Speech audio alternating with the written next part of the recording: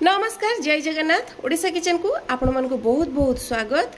आज आम बनैबा मात्र 2 कप क्षीर रे घरे थिबा दिनस रे आ सेटा भी बिना चीनी रे समस्ते खाई परिबे। बहुत हेल्दी रहइबो। मार्केट रे मिलुथिबा मलाई कुल्फी रे रेसिपी। ताले चलंतो कि भଳି प्रोसेस रे मु बनैछि। वीडियो को स्किप न करी फर्स्ट और लास्ट जाय देखिनबा। ठंडा ठंडा टेस्टी टेस्टी क्षीर रे तैयारी मटका कुल्फी बनैबा पई मु सर्वप्रथमे बसै नैछि एठी कड़ाई गरम हेगला परे ता देरे दे दीछि 2 ରୁ 3 छोट चमच पानी, जहाँ फल रे तळे लागिबनी क्षीरटा फुटेला बेले। आ एठी मु नउछि 1 लिटर क्षीर। कप रे देखिया पई गले 2 कप क्षीर नउछि।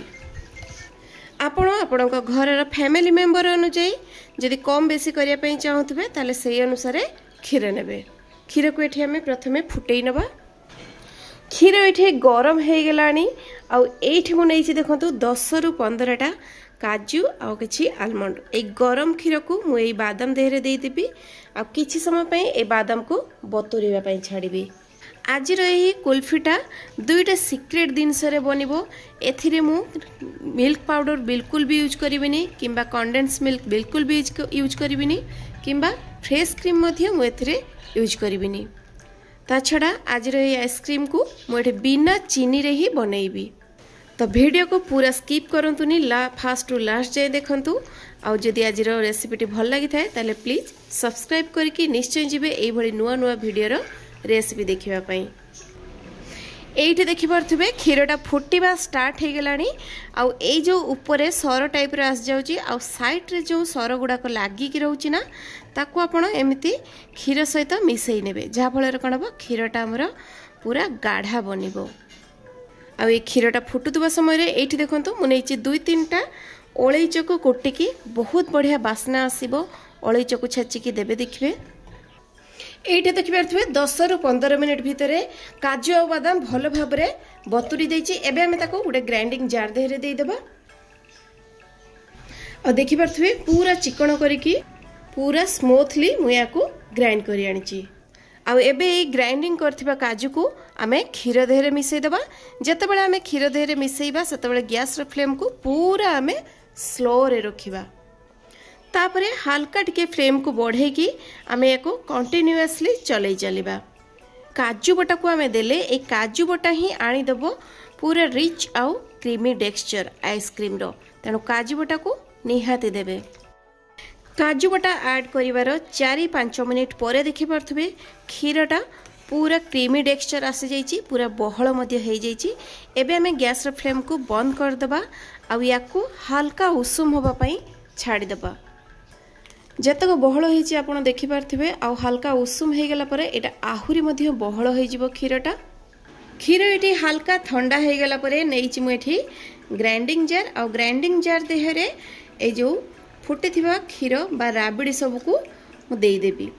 आ देई देई की पूरा स्मूथ करके ग्राइंड करनेबी, जहा फल रे कोन हो ना आमे मार्केट रो जेमिति खाउचे पूरा क्रीमी और स्मूथ टेक्सचर, बिल्कुल भी एयर बबल न थाए ता देहरे, ठीक से भलिया टेक्सचर आसी जिवो।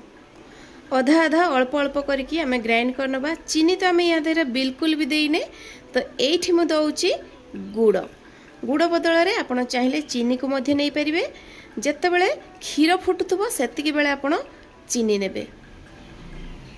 आउ आपण चाहिले गुंड गुड़ नै परिबे। मोठी लिक्विड वाला गुड़ नैची। एठी देखंतु पूरा स्मूथली ग्राइंड कर साला परे तार कलर आउ टेक्सचरटा केते चेंज हे जाइछि और पूरा कुल्फी रो कलर देखा जाउछि। एबे हम याकू आइस जमेइबा। तो सेइथै मु एठी नैछि 2टा कुल्फी मोल्ड नैछि। आउ काच ग्लास मध्ये मु याकू जमेइ परबी। तो काच ग्लास गुटे नैछि। आउ स्टील ग्लास रे मध्ये आपण बनै परिबे। तो स्टील ग्लास रे मध्ये मु नैछि एठी गुटे।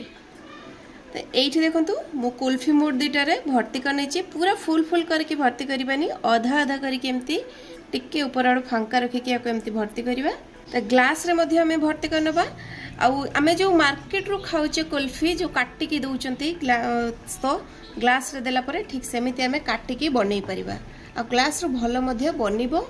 एठी मोल्ड सब को मु एम्ति गुटे सिल्वर पेपर सहायरे एम्ति घोड़े देबे। जदि आपन पाखे यार घोड़णी थी घोड़णी लगे नहीं पारे छिरू टिके एमती कट लगे ने जहाँ फल कौन हम ना आइसक्रीम स्टिक टाकू आमको लगेवाई सुविधा हम।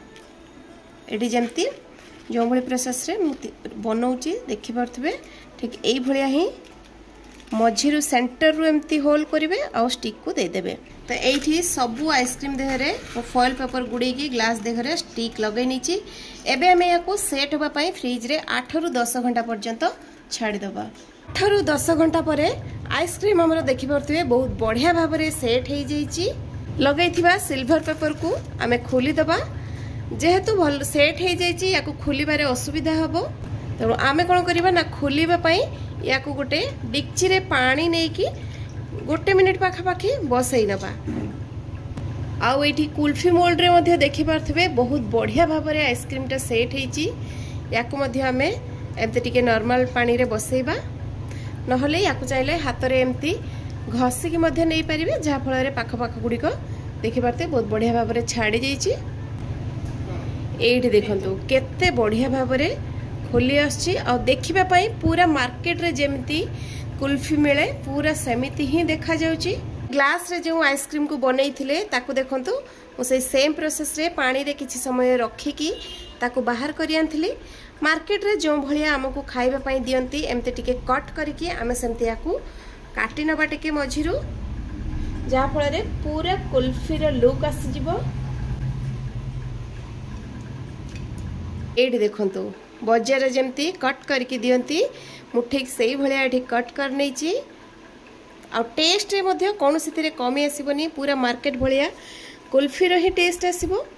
तो दर्शक बंधु किभली प्रोसेस रे मु आज यही कुल्फीर रेसिपीटी को बनैली मात्र 2 कप क्षीर आउ बिना चीनी रे घरे थिबा जिनस रे बनैली।